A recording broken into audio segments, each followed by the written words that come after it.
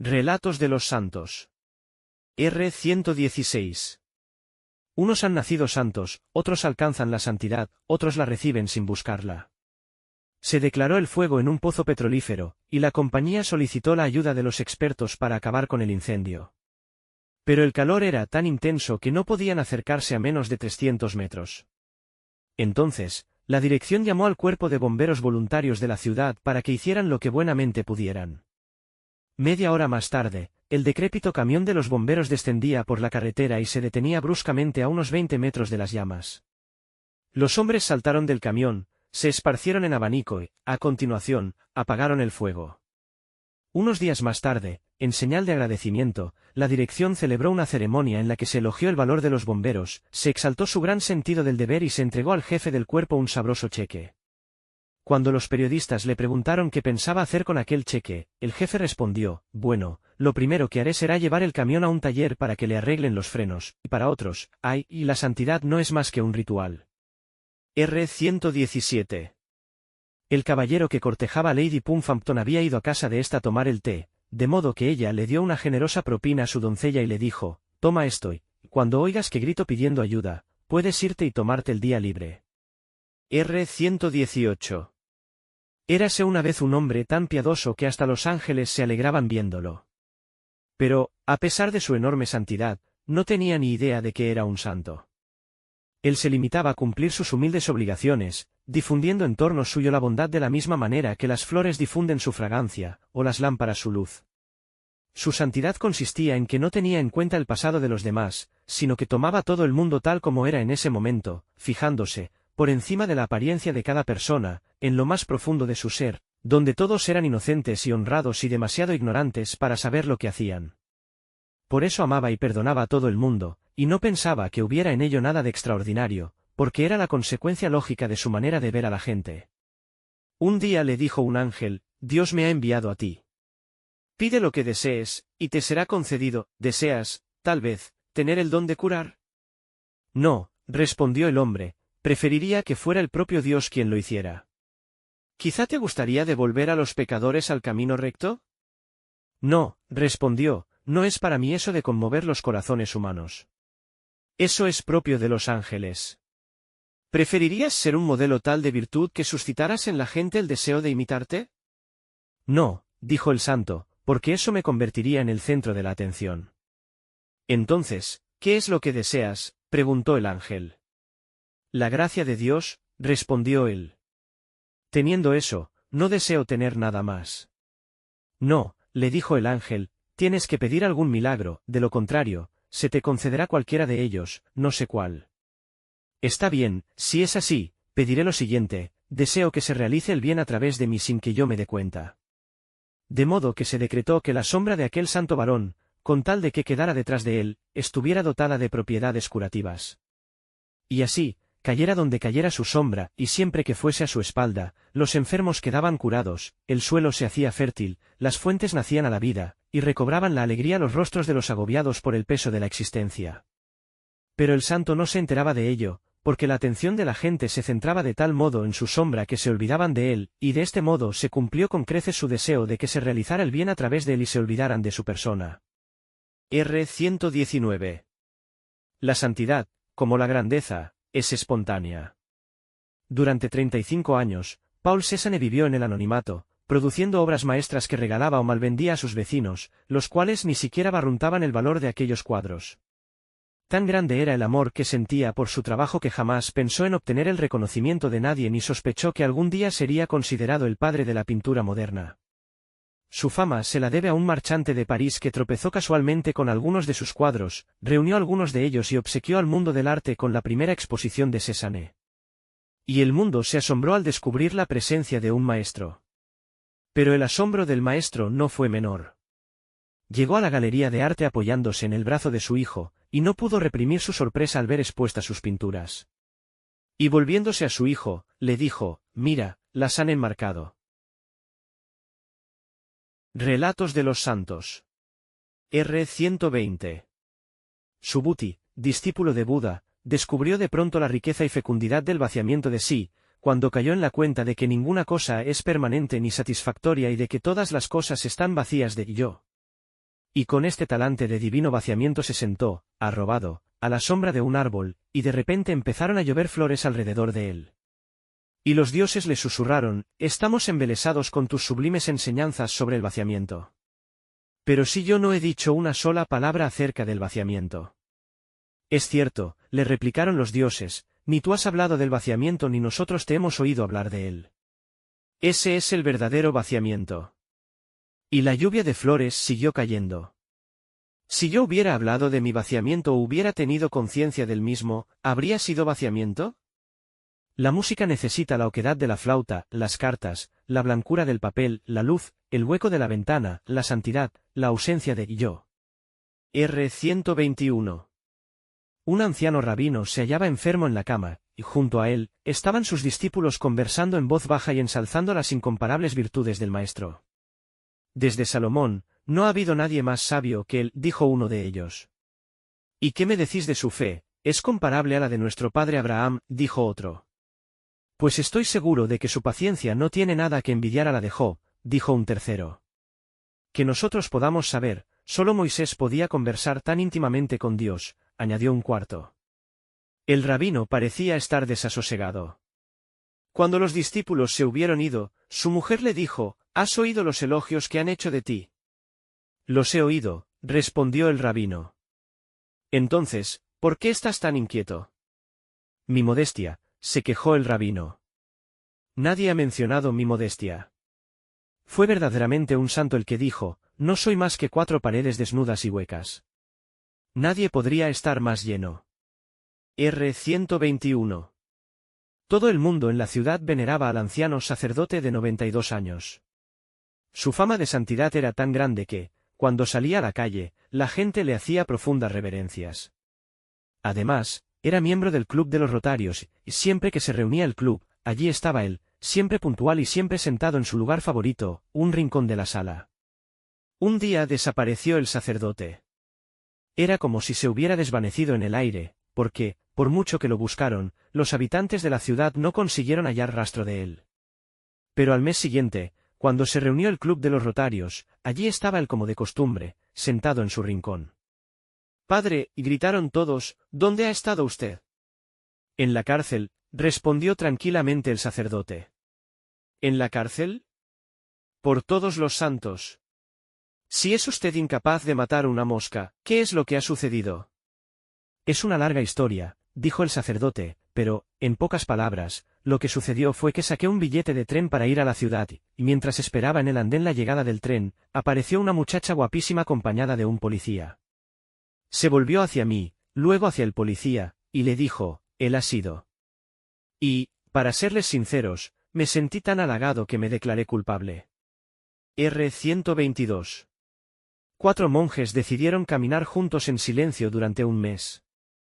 El primer día, todo fue estupendamente, pero, pasado el primer día, uno de los monjes dijo: «Estoy dudando si he cerrado la puerta de mi celda antes de salir del monasterio». Y dijo otro de ellos: «Estúpido, ya habíamos decidido guardar silencio durante un mes, y vienes tú a romperlo con esa tontería». Entonces dijo el tercero: «¿Y tú, qué? También tú acabas de romperlo».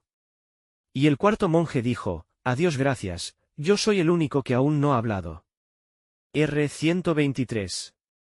Entró un hombre en la consulta del médico y le dijo: «Doctor, tengo un terrible dolor de cabeza del que no consigo librarme, ¿podría darme usted algo para curarlo?»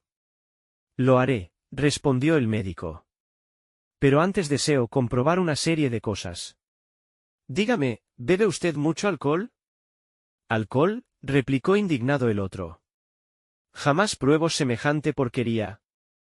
«¿Y qué me dice del tabaco?» «Pienso que el fumar es repugnante». «Jamás en mi vida he tocado el tabaco». Me resulta un tanto violento preguntarle esto, pero... En fin, ya sabe usted cómo son algunos hombres. ¿Sale usted por las noches a echar una cana al aire? Naturalmente que no, ¿y por quién me toma? Todas las noches estoy en la cama a las 10 en punto, como muy tarde. Y dígame, preguntó el doctor, ¿ese dolor de cabeza del que usted me habla, es un dolor agudo y punzante? Sí, respondió el hombre. Eso es exactamente, un dolor agudo y punzante. Es muy sencillo, mi querido amigo. Lo que le pasa a usted es que lleva el halo demasiado apretado. Lo único que hay que hacer es aflojarlo un poco. Lo malo de los ideales es que, si vives con arreglo a todos ellos, resulta imposible vivir contigo. R. 124. Un obispo se arrodilló un día delante del altar, y en un arranque de fervor religioso, empezó a golpearse el pecho y a exclamar: «Ten piedad de mí, que soy un pecador. Ten piedad de mí, que soy un pecador». El párroco de la iglesia, movido por aquel ejemplo de humildad, se hincó de rodillas junto al obispo y comenzó igualmente a golpearse el pecho y a exclamar: «Ten piedad de mí, que soy un pecador. Ten piedad de mí, que soy un pecador». El sacristán, que casualmente se encontraba en aquel momento en la iglesia, se sintió tan impresionado que, sin poder contenerse, cayó también de rodillas y empezó a golpearse el pecho y a exclamar: «Ten piedad de mí, que soy un pecador». Al verlo, el obispo le dio un codazo al párroco y, señalando con un gesto hacia el sacristán, sonrió sarcásticamente y dijo: «Mire quién se cree un pecador». Relatos de los santos. R. 125. Érase una vez un asceta que, además de practicar un riguroso celibato, se había propuesto como misión en la vida combatir el sexo a toda costa, tanto en él como en los demás. Cuando le llegó la hora, falleció, y su discípulo, que no pudo soportar la impresión, murió poco después. Cuando el discípulo llegó a la otra vida, no podía dar crédito a sus ojos, allí estaba su querido maestro con una mujer extraordinariamente hermosa sentada en sus rodillas. Pero se le pasó el susto cuando se le ocurrió pensar que su maestro estaba siendo recompensado por la abstinencia sexual que había observado en la tierra. Entonces se acercó a él y le dijo: «Querido maestro, ahora sé que Dios es justo, porque tú estás recibiendo en el cielo la recompensa por tus austeridades en la tierra».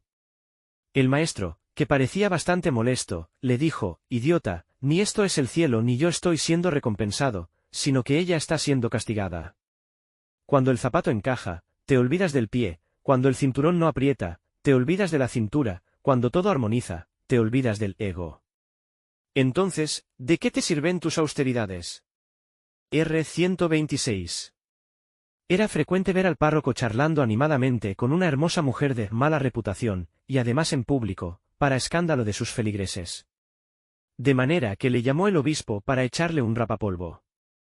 Y una vez que el obispo le hubo reprendido, el sacerdote le dijo: «Mire usted, monseñor, yo siempre he pensado que es mejor charlar con una mujer guapa y con el pensamiento puesto en Dios que orar a Dios y con el pensamiento puesto en una mujer guapa. Cuando el monje va a la taberna se convierte en su celda, cuando el borracho va a la celda se convierte en su taberna». R. 127. El pueblo se vio sacudido por un terremoto, y al maestro le complació comprobar la impresión que produjo en sus discípulos la falta de miedo que él había demostrado. Cuando, unos días más tarde, le preguntaron qué significaba vencer el miedo, él les hizo recordar su propio ejemplo: «¿No visteis cómo, cuando todos corrían aterrorizados de un lado para otro, yo seguí tranquilamente sentado bebiendo agua? ¿Y acaso alguno de vosotros vio que mi mano temblara mientras sostenía el vaso?» «No», dijo un discípulo. «Pero no era agua lo que bebíais, Señor, sino salsa de soja». R. 128. Nistero el Grande, uno de los santos padres egipcios del desierto, iba un día paseando en compañía de un gran número de discípulos, que le veneraban como a un hombre de Dios. De pronto, apareció ante ellos un dragón, y todos salieron corriendo. Muchos años más tarde, cuando Nistero yacía agonizante, uno de los discípulos le dijo: «Padre, ¿también vos os asustasteis el día que vimos el dragón?» «No», respondió Nistero. «Entonces, ¿por qué salisteis corriendo como todos?» «Pensé que era mejor huir del dragón para no tener que huir, más tarde, del espíritu de vanidad». R. 129. Cuando el desierto egipcio era la morada de aquellos santos varones conocidos como los padres del desierto, una mujer que padecía un cáncer de mama acudió a buscar a uno de ellos, un tal abad Longinos, que tenía fama de santo y de taumaturgo. Y estando la mujer paseando junto al mar, se encontró con Longinos en persona, que estaba recogiendo leña. Y ella, que no le conocía, le dijo: «Santo Padre, ¿podría usted decirme dónde vive el siervo de Dios Longinos?» Y Longinos le replicó: «¿Para qué buscas a ese viejo farsante?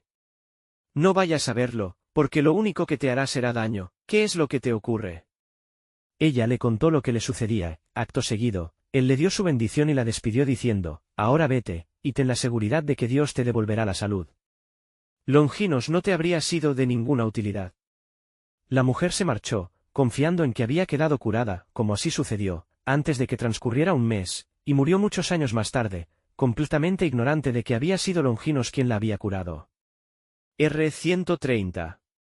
Se acercó alguien a un discípulo del místico musulmán Bahauddin Naqshband y le dijo: ¿por qué oculta los milagros tu maestro? Personalmente, yo he recogido datos que demuestran, sin lugar a dudas, que él ha estado presente en más de un lugar al mismo tiempo, que ha curado enfermos con el poder de sus oraciones, aunque él les diga que ha sido obra de la naturaleza, y que ha socorrido a muchas personas en apuros, aunque luego lo atribuya a la buena suerte de dichas personas. ¿Por qué lo hace?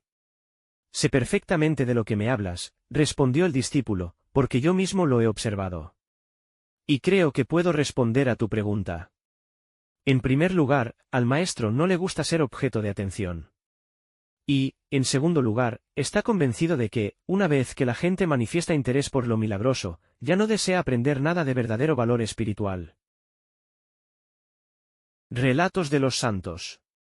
R.131. Laila y Rama se amaban tiernamente, pero eran demasiado pobres para poder casarse. Por si fuera poco, vivían en aldeas diferentes, separadas entre sí por un río infestado de cocodrilos. Un día, Laila se enteró de que Rama estaba gravemente enfermo y no tenía quien le cuidara, de modo que acudió presurosa a la orilla del río y suplicó al barquero que la llevara al otro lado, advirtiéndole, eso sí, que no tenía dinero para pagarle. Pero el malvado barquero le dijo que no, a menos que ella accediera a pasar la noche con él. La pobre mujer le rogó y le suplicó, pero en vano, hasta que, absolutamente desesperada, acabó aceptando las condiciones del barquero. Cuando, por fin, se encontró con Rama, éste estaba ya agonizando. Pero ella se quedó cuidándole durante un mes, hasta que recobró la salud. Un día, Rama le preguntó cómo se las había arreglado para cruzar el río. Y ella, incapaz de mentir a su amado, le contó la verdad.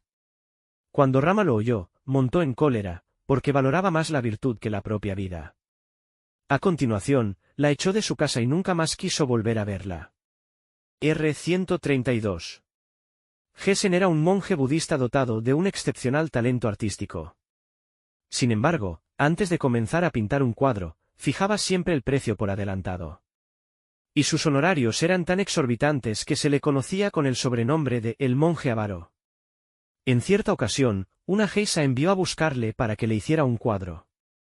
Gesen le dijo: ¿cuánto vas a pagarme? Como la muchacha tenía por entonces un cliente muy rico, le respondió: lo que me pidas. Pero tienes que hacer el cuadro ahora mismo, delante de mí. Gesen se puso a trabajar de inmediato y, cuando el cuadro estuvo acabado, pidió por él la suma más elevada que jamás había pedido. Cuando la geisa estaba dándole su dinero, le dijo a su cliente: se dice que este hombre es un monje, pero solo piensa en el dinero. Su talento es extraordinario, pero tiene un espíritu asquerosamente codicioso. ¿Cómo puede una exhibir un cuadro de un puerco como este? Su trabajo no vale más que mi ropa interior. Y, dicho esto, le arrojó unas enaguas y le dijo que pintara en ellas un cuadro. Gesen, como de costumbre, preguntó: ¿cuánto vas a pagarme? Ah, respondió la muchacha, lo que me pidas. Gesen fijó el precio, pintó el cuadro, se guardó sin reparos el dinero en el bolsillo y se fue. Muchos años más tarde, por pura casualidad, alguien averiguó la razón de la codicia de Gesen. Resulta que la provincia donde él vivía solía verse devastada por el hambre, y como los ricos no hacían nada por ayudar a los pobres, Gesen había construido en secreto unos graneros y los tenía llenos de grano para tales emergencias. Nadie sabía de dónde procedía el grano ni quién era el benefactor de la provincia.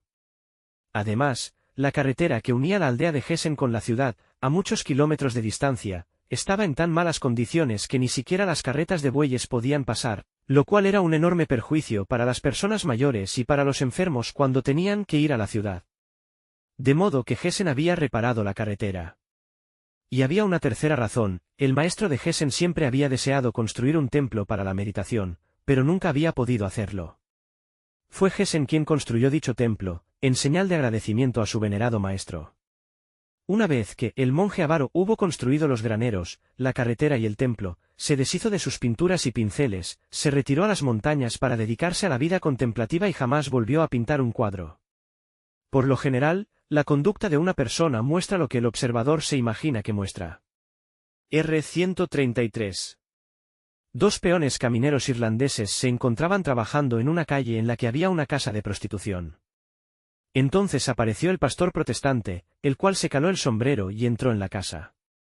Pat le dijo a Mike, ¿has visto eso? ¿Qué se puede esperar de un protestante? Poco después llegó un rabino, el cual se alzó el cuello de la chaqueta y entró también en la casa. Y, dijo Pat, menudo dirigente religioso, bonito ejemplo da a su gente. Por último, hizo su aparición un sacerdote católico, el cual se cubrió el rostro con el manteo y se deslizó en el interior de la casa. Entonces dijo Pat, ¿no es terrible, Mike, pensar que una de las chicas debe de haber enfermado? R134. Un hombre estaba pasando unos días en las montañas dedicado a la pesca. Un buen día, su guía se puso a contarle anécdotas acerca del obispo, a quien había servido de guía el verano anterior. Sí, estaba diciendo el guía, es una buena persona. Si no fuera por la lengua que tiene. ¿Quiere usted decir que el obispo dice palabrotas?, preguntó el pescador. Por supuesto, señor, respondió el guía. Recuerdo que una vez tenía agarrado un precioso salmón, y estaba a punto de sacarlo cuando el bicho se libró del anzuelo. Entonces le dije yo al obispo, qué jodida mala suerte. ¿No cree? Y el obispo me miró fijamente a los ojos y me dijo, la verdad es que sí. Pero aquella fue la única vez que le oí al obispo emplear semejante lenguaje. Relatos de los santos. R135. Durante la era Meiji vivían en Tokio dos célebres maestros que eran entre sí lo más diferente que pueda imaginarse.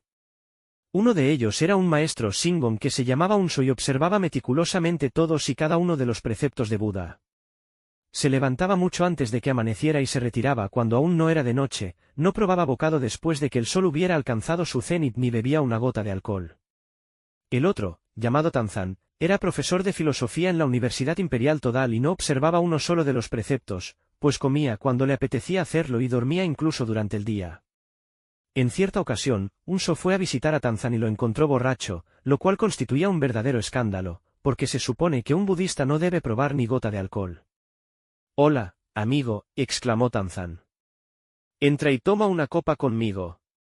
Unsho estaba escandalizado, pero consiguió controlarse y decir tranquilamente, yo no bebo nunca. El que no bebe, dijo Tanzan, no es humano. Entonces, Unsho perdió la paciencia, ¿quieres decir que yo soy inhumano porque no pruebo lo que Buda prohibió explícitamente probar? ¿Y si no soy humano, qué soy? Un Buda, dijo alegremente Tanzan. R136. Se encontraba una familia de 5 personas pasando el día en la playa.